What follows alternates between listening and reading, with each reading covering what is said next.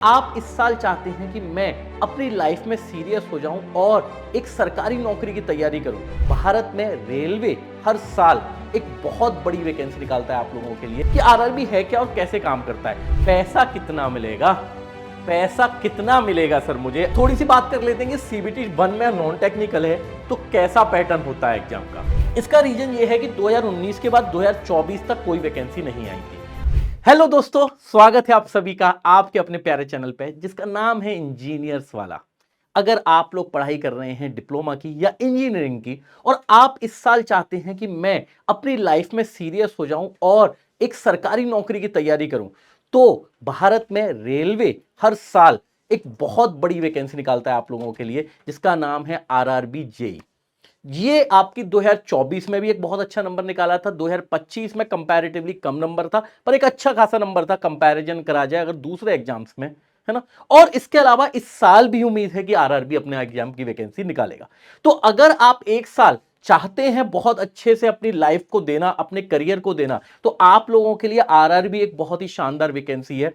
ये अगर आप लोग पढ़ रहे हैं और अभी आप चाहते हैं कि कैसे करनी है तैयारी, तो मैं आपको आरआरबी के बारे में सबसे पहले बेसिक समझा देता हूं कि आरआरबी है क्या और कैसे काम करता है। तो अगर आपके भी इतने सारे क्वेश्चन हैं जिंदगी में रेलवे को लेके, तो आप इस सेशन में बने रहिए। इसके अलावा भी आपको किस तरह का फायदा रहेगा, कैसे आपको पढ़ना है, क्या करना है, क्या वेटेज है, बहुत सारी चीजों की इस सेशन में बात करेंगे, तो बने रहिएगा। सबसे पहले मैं आपको बता देता हूं, सबसे पहला क्वेश्चन जो मेरे दिमाग में आता है, आरआरबी क्या है भैया, है ना। तो आरआरबी इंडिया का एक नेशनल लेवल का एग्जाम है जो रेलवे कंडक्ट करता है, जो कि हर साल एक अच्छी खासी वैकेंसी निकालता है। इंडियन रेलवे में आप इसमें पोस्टेड होते हो एज अ जूनियर इंजीनियर, ठीक है। तो जूनियर इंजीनियर की वैकेंसी होती है। इसमें कौन कौन सी ब्रांच के बच्चे एलिजिबल हैं, तो आप लोग देख सकते हो। सिविल के बच्चे एलिजिबल होते हैं इसमें, इलेक्ट्रिकल के बच्चे एलिजिबल होते हैं, इलेक्ट्रॉनिक्स के बच्चे एलिजिबल होते हैं, यानी कि इलेक्ट्रॉनिक्स के वो बच्चे जिनको वैकेंसी ना के बराबर मिलती है, पर रेलवे उनके लिए भी अच्छी खासी वैकेंसी देता है।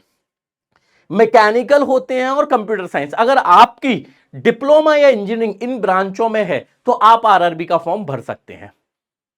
दूसरा मेरे दिमाग में सबसे बड़ा क्वेश्चन होता है, कब होता है सर इसका एग्जाम, एग्जाम कब है इसका, कब है इसका एग्जाम। तो इसका एग्जाम होता है आपका एक्सपेक्टेड है 2026 में, जैसे कि अभी 2025 का नोटिफिकेशन आ गया था लास्ट 2025 में, और अभी उसका सीबीटी 1 होना है।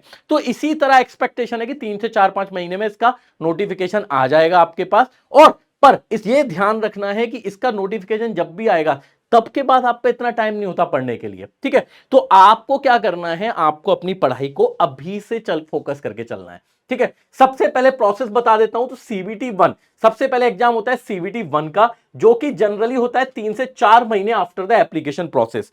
जब भी प्रोसेस एप्लीकेशन आ जाएगी, जैसे ही आपको फॉर्म का आ जाएगा, उससे 3 से 4 महीने में सीबीटी 1 हो जाएगा। उसके बाद अगर आप इसको क्वालिफाई कर गए तो सीबीटी 2 होता है। सीबीटी 2 क्या होता है, टेक्निकल प्लस नॉन टेक। मतलब आपको यहां से सीबीटी 1 को क्वालिफाई करने के बाद आपको 2 से 2.5 महीने मिलेंगे जहां पे आप सीबीटी 2 के लिए तैयारी करेंगे, ठीक है। तो ये एक प्रोसेस होती है एग्जाम्स की जो कि आरआरबी में होता है। तीसरा क्वेश्चन मेरे दिमाग में आता है, एलिजिबिलिटी क्या है सर, है ना, क्या मैं एलिजिबल हूं।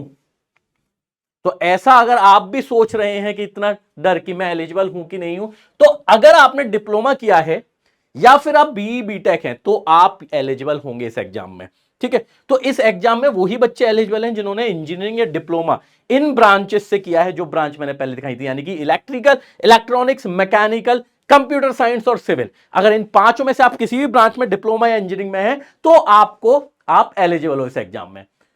पर एक और दिक्कत होती है यहां पे कि डिप्लोमा हो गया है या फिर मेरा बहुत पहले डिप्लोमा हो गया है, तो एज लिमिट क्या है। तो अगर आप इतने छोटे हैं, कितने छोटे सर, अगर आपकी एज 18 साल से कम है तो डिप्लोमा हो गया, बहुत सारे बच्चे ऐसे होते हैं, तो आप एलिजिबल नहीं हैं।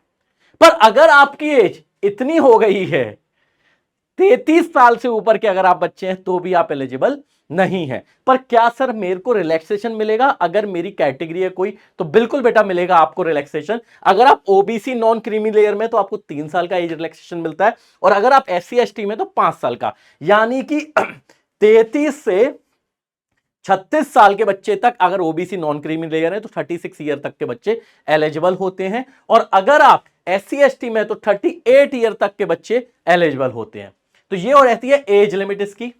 नेक्स्ट क्वेश्चन होता है सर सैलरी, पैसा कितना मिलेगा, पैसा कितना मिलेगा सर मुझे अगर मैं इसमें वैकेंसी में ऐड हो जाऊंगा, अगर मेरी ये नौकरी निकल आई तो कितना पैसा मिलेगा।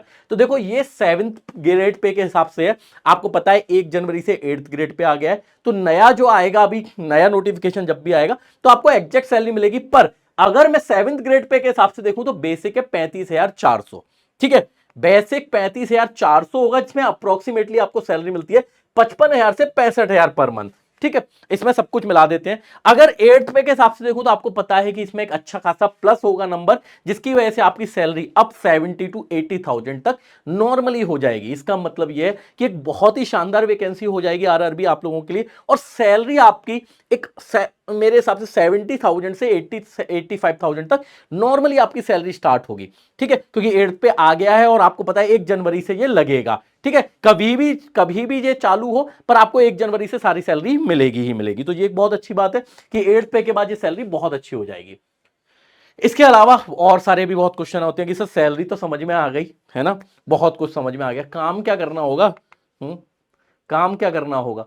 तो यहां पे इन मोहतरमा को तो ऐसा लग रहा है कि काम भी करना पड़ता है, बिल्कुल काम करना पड़ेगा, फ्री में सैलरी किसी को नहीं मिलती। तो काम करने के लिए आपके क्या क्या काम होते हैं, जो जूनियर इंजीनियर, तो आपके मेनली 3 काम होते हैं, मैंने आपको बहुत समरी में डाल दिया है ये तीनों काम। इसके अलावा ये है कि आपकी पोस्ट बहुत सारी हैं, हर पोस्ट के क्या बेनिफिट होते हैं और क्या दिक्कतें होती हैं वो बाद में अपन बात करेंगे जब हमारा सिलेक्शन होगा। पर उससे पहले आपको जनरल आपको काम समझा देता हूं। तो सुपरविजन का काम होता है, किसी भी डिपार्टमेंट में आप होंगे तो आपका वहां पे सुपरविजन का काम होगा, मेंटेनेंस का काम होगा, आप रेलवे में मेंटेनेंस की तरह भी काम करेंगे कि हर चीज प्रॉपरली काम कर रही है कि नहीं। और तीसरा होता है आपकी रिपोर्टिंग का, यानी कि आपको हर चीज की रिपोर्ट भी देनी पड़ेगी कि कैसा काम चल रहा है, सब कुछ ठीक चल रहा है कि नहीं। तो मेनली ये 3 काम होते हैं जूनियर इंजीनियर के, जो कि इस में करना होता है आरआरबी जेईई में। यानी अब आपके ऊपर है कि आप पे कौन सा आपको मिलेगा। यहां पे जनरली सुपरविजन, मेंटेनेंस और रिपोर्टिंग, ये तीनों ही काम जूनियर इंजीनियर के होते हैं, जिसको आपको जब करना है, जैसे आप कोई भी डिपार्टमेंट में जाएंगे तो 2 तरह के काम होंगे। फील्ड वर्क होगा, जैसे सिग्नल वाले इंजीनियर होते हैं, उनका काम होता है सेंसर्स को देखने का, ठीक है, तो उनका 24 घंटे का काम होता है। उनका कभी भी सेंसर खराब होगा तो रेलवे तो रुकेगा नहीं 24 घंटे, है ना। तो यहां पे उनके लिए क्या काम होता है कि उनको 24 घंटे में कभी भी जाना पड़ सकता है। तो उनका काम है मेंटेनेंस ऑफ सेंसर्स, सेंसर को मेंटेन करते हैं, उनका मेंटेनेंस, क्यों ये सेंसर काम खराब नहीं करे, ठीक है। तो इस तरह के आपके बहुत सारे काम होते हैं। नेक्स्ट होता है सिलेक्शन कैसे होता है सर मेरा, अगर मेरे को इसमें सिलेक्शन लेना है तो कैसे सिलेक्शन होगा, तो मैं समझा देता हूं। जब आप फॉर्म भरोगे तो आपको सबसे पहले एक एग्जाम देना पड़ता है, कंप्यूटर बेस्ड टेस्ट 1, सीबीटी 1 जिसको बोलते हैं। कोर नॉन टेक होता है, इसमें मैथ्स, रीजनिंग, साइंस और जीके आती है। अगर आप इसको क्वालिफाई कर लेंगे, इसको क्वालिफाइंग कर लेंगे तो इसके बाद आपको पोस्ट प्रेफरेंस मिलेगी, जहां पे आप इसकी वजह से पोस्ट भर पाएंगे। और पोस्ट भरने के बाद आपको भेजना पड़ेगा टेक्निकल 2, सीबीटी 2। सीबीटी 2 में आपको आपके डिप्लोमा के और इंजीनियरिंग के सब्जेक्ट का पेपर होगा 100 क्वेश्चन का, और उसके अलावा 50 क्वेश्चन होते हैं जनरल अवेयरनेस। तो आपको टेक्निकल के बाद आपका सीबीटी 2 होगा, जिसमें टेक्निकल और नॉन टेक दोनों होगा, ठीक है। तो ये दोनों चीजें आपको पढ़नी है, ठीक है। तीसरा प्रोसेस होता है, जब आप यहां से क्वालिफाई कर जाएंगे तो डॉक्यूमेंट वेरिफिकेशन होता है आपका, और डॉक्यूमेंट वेरिफिकेशन के बाद मेडिकल एग्जामिनेशन, ठीक है, मेडिकल एग्जामिनेशन होगा। ये 4 प्रोसेस के बाद आपको डायरेक्ट पोस्टिंग मिलेगी और आपका सिलेक्शन हो जाएगा, ठीक है। चलिए अब थोड़ी सी बात कर लेते हैं कि सीबीटी 1 में नॉन टेक्निकल है तो कैसा पैटर्न होता है एग्जाम का, ठीक है। तो आपके पास जैसा आपको दिख रहा है 90 मिनट होंगे आपके पास, कितने होंगे 90 मिनट। 90 मिनट में आपको ये पेपर सॉल्व करना है। तो आपको इसका 90 मिनट में अगर आप देखेंगे तो यहां पे दिख रहा होगा कि 90 मिनट में आपको कितने क्वेश्चन करने हैं, 100 क्वेश्चन 100 मार्क्स के, ठीक है। 100 क्वेश्चन 100 मार्क्स से इसमें मैथमेटिक्स आएगा आपका 30 मार्क्स का, रीजनिंग 25 मार्क्स का, जनरल साइंस 30 मार्क्स का, और जनरल अवेयरनेस 15 नंबर का। यानी कि 100 नंबर का पेपर होगा, जिसमें आपका मैक्सिमम वेटेज आपको दिखेगा जनरल साइंस और मैथमेटिक्स में, ठीक है। 90 मिनट में आपको यह करना है। और एक बात याद रखना है, सबसे पहले जब भी कोई गलती करोगे तो उसमें 1/3 नेगेटिव मार्किंग भी है, ठीक है। तो गलतियां नहीं होनी चाहिए, ठीक है। तीसरी चीज, सीबीटी 1 में आपको कैलकुलेटर नहीं मिलेगा, ठीक है, इसका मतलब सर क्या मैं ले जा सकता हूं कैलकुलेटर? नहीं बेटा, ना ले जाना है ना मिलेगा, अपनी ताकत पे सॉल्व करना है। ठीक है, अपनी ताकत पे सॉल्व करना है। तो जैसा कि अगर आपको मैं थोड़ा सा बताऊं, तो कंपैरिजन अगर हम देखें तो जिस तरह का 2024 और 25 का मैं कंपैरिजन बता देता हूं कि अगर वैकेंसीज की बात की जाए तो देखो 2024 में अगर आप वैकेंसी देख रहे हो तो एक 7,951 वैकेंसीज आई थी, और 2025 में 2,588 वैकेंसी आई। इतना बड़ा नंबर डिफरेंस कैसे आया सर? इसका रीजन मैं आपको समझा देता हूं। इसका रीजन यह है कि 2019 के बाद 2024 तक कोई वैकेंसी नहीं आई थी, तो 5 साल के बाद एक वैकेंसी आई, तो एक अच्छा खासा नंबर वैकेंसी का आपको दिखा यहां पे, जिसका एप्लीकेंट थे करीब करीब 11 लाख बच्चों ने टोटल अप्लाई किया था, जिसमें सीबीटी 2 के लिए 15 गुना सिलेक्ट होते हैं जनरली। तो आपके 7,900 वैकेंसी के हिसाब से 15 गुना मतलब 1,19,265 बच्चे सिलेक्ट हुए थे 2024 में सीबीटी 2 के लिए। ठीक है, सीबीटी 2 के लिए। इसके बाद 2025 की बात करूं तो 2,588 वैकेंसीज आई हैं, और करीब करीब 10 लाख बच्चों ने अप्लाई किया है इसमें भी। ठीक है, अगर मैं यहां पे देखूं तो 15 गुना मतलब अब 38,820, यानी 2025 में कंपटीशन टफ हो गया है। ठीक है, कंपटीशन टफ हो गया, आपको दिख रहा होगा डिफरेंस बहुत हैवी है इस बार। तो इसका मतलब यह है कि जब आप 2026 दोगे तो वैकेंसीज करीब करीब इतनी ही आएंगी। वैकेंसीज में कोई दिक्कत नहीं होगी, 2,500 ऊपर नीचे होगी, ऊपर ही होगी नीचे नहीं होगी इस बार। ठीक है, तो करीब करीब अगर मैं मानूं 2026 की बात तो 3,000 वैकेंसीज होंगी, 3,000 गुणे 15 कितने हो गए? 3,000 गुणे 15 मतलब 45 से 50,000 बच्चों को सिलेक्ट किया जाएगा सीबीटी 2 में। ठीक है, इसका मतलब यह है कि अगर सरकारी नौकरी चाहिए तो मेहनत करना शुरू कर दो, क्योंकि इससे ज्यादा बढ़िया मौका और इससे ज्यादा वैकेंसी आपको इंडिया में किसी एग्जाम में नहीं मिलेंगी। तो सबसे पहले ये चीज समझ लो कि भैया वैकेंसी कम है, करीब करीब कितनी होंगी? 3,000 वैकेंसी, जो कि सबसे ज्यादा वैकेंसीज की बात है। साथ में 45 से 50,000 बच्चे अगर सीबीटी 2 में सिलेक्ट होंगे तो बहुत अच्छे लेवल की मेहनत करनी पड़ेगी। और ये याद रखना, पेपर का दिन फिक्स है। आप आज से तैयारी शुरू करो या 4 महीने बाद तैयारी शुरू करो, पेपर उसी दिन होगा। कल ये कहने नहीं देखने मिलेगा कि वहां पे पेपर में लिखा होगा कि मैंने 2 महीने की तैयारी की थी तो मेरे को कम मार्क्स में कट ऑफ मिले। नहीं, कट ऑफ हर बच्चे का बराबर एक ही होगा। तो इसका मतलब यह है कि जितनी जल्दी पढ़ोगे उतना ज्यादा अच्छा होगा आप लोगों के लिए। तो मेहनत करना स्टार्ट कर दो, पर प्रिपरेशन करनी कैसे है? क्योंकि सबसे बड़ी दिक्कत यह है कि सर टेक भी है, नॉन टेक भी है, कैसे पढ़ाई करूं मैं, कैसे पढ़ाई करूं? तो सबसे पहले समझ लो, आपको कोई भी एग्जाम, आरआरबी का अगर आप एग्जाम पढ़ रहे हो तो 6 से 8 महीने एक आपको मेहनत करनी पड़ेगी अच्छी सी। इसमें सबसे बड़ी बात आपको दिख रहा होगा, नॉन टेक बिना सिलेक्शन नहीं। नॉन टेक अगर आपका देखोगे तो आपको नॉन टेक के बिना सिलेक्शन नहीं होगा। तो नॉन टेक पे अभी से फोकस करना स्टार्ट करो। आप इसके साथ में क्या करो, टेक्निकल पे भी बहुत अच्छे से फोकस करना है, क्योंकि टेक्निकल के 100 मार्क्स आएंगे सीबीटी 2 में, 100 क्वेश्चन आएंगे सॉरी, और 100 क्वेश्चन में से आपको, है ना, एक अच्छा 80 से 90% का वेटेज आपको उठाना पड़ेगा टेक्निकल का। ठीक है, जो कि हर बच्चा करीब करीब अच्छे से जो पढ़ता है वो कर लेगा। इसके अलावा पीवाईक्यू, प्रीवियस ईयर क्वेश्चन, आपके ब्रह्मास्त्र की तरह काम करते हैं। यानी कि अगर आप पढ़ रहे हो तो पीवाईक्यू हमेशा देखते रहो। पर सर पीवाईक्यू कैसे देखें? ठीक है, तो पीवाईक्यू कैसे देखें उसके लिए मैं बताऊंगा कि कौन सी बुक आप ले सकते हो। पर इसके अलावा कम पढ़ना है, सब पढ़ना है, ये क्या मतलब हुआ सर? कम पढ़ना है ना, दुनिया तो कहती है कि ज्यादा पढ़ना है, या आप कह रहे हो कम पढ़ना है? कम पढ़ना है मतलब हर टॉपिक को आपको एक नॉर्मल लेवल तक पढ़ना है। ऐसा मत ना करना कि पागल हो जाओ किसी टॉपिक में, घुसे चले जाओ, नहीं, बहुत बेसिक बेसिक पढ़ना है ना, पर ज्यादा सब पढ़ना है। ठीक है, यानी कोई भी टॉपिक को आपको बहुत डीप में नहीं पढ़ना है, पर आपको हर टॉपिक के बारे में पता होना चाहिए। आरआरबी का एक बहुत अच्छा हिस्ट्री है कि वो सिलेबस के अलावा भी कहीं से भी कुछ भी पूछ लेता है।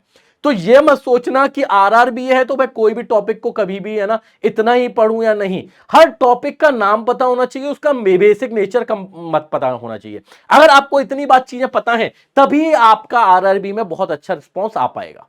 ठीक है, तो सब पढ़ना है, कम पढ़ना है। पर अब इसके अलावा सर बुक्स की बात कर लें तो पीवाईक्यू कहां से लगाने हैं? तो देखो आप लोगों के लिए बहुत सारी बुक्स होती हैं, जैसे आप ले आना क्वांटिटेटिव एप्टीट्यूड आरएस अग्रवाल होती है जो आप मैथ्स के लिए लगा सकते हो, 30 मार्क्स का पेपर होगा, आप यहां से कर सकते हो। रीजनिंग के लिए भी आप आरएस अग्रवाल लगा सकते हो, बहुत ही फेमस बुक है। ऐसा कोई बच्चा नहीं है जो नॉन टेक की पढ़ाई कर रहा हो और ये बुक नहीं लगा रहा हो। तो यहां से आप 30 मार्क्स और 25 मार्क्स यहां से आप कर सकते हो, जितने ज्यादा क्वेश्चन हो सकते हैं लगा सकते हो। इसके अलावा आप और नॉन टेक के लिए क्या पढ़ना है?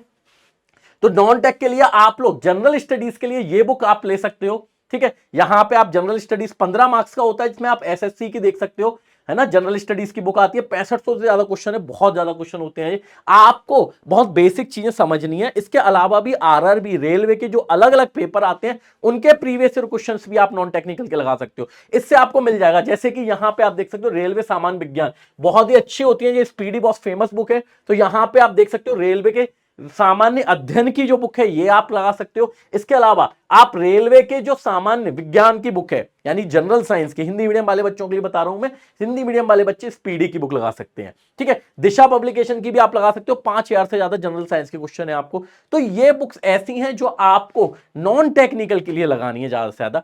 टेक्निकल के लिए क्या करना है उसके लिए हम आगे चल के आराम से बात करते रहेंगे, है ना। पर अभी आपको सबसे पहले अपने फोकस करना है कि अपना टारगेट फिक्स करना है कि आरआरबी है।